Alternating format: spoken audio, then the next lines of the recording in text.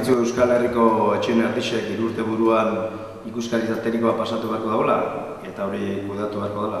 Badakizu etxe bizitzak alokatzeko edo saltzeko ziurtagiri energetikoa behar dela, eta hori bideratu egin beharko dela. Badakizu etxe bizitzen 80% energia alperrik galtzen dutela eta hori konpondu egin beharko dela. Badakizu Gipuzkoan 2018-erako erekin 50%ak ikuskaritza teknikoa pasatu behar dagoela, eta hori honak arreke lehintz baiaran 900 etxe inguru izango dira.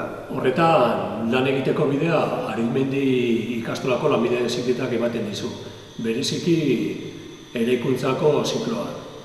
Beraz, etor zaitez gu hau ezagutzera. Eta gainera, arkitekto, aparejadore, ingenieri, dekoratzaile eta delineatzaile mekanikoentzat osagarria.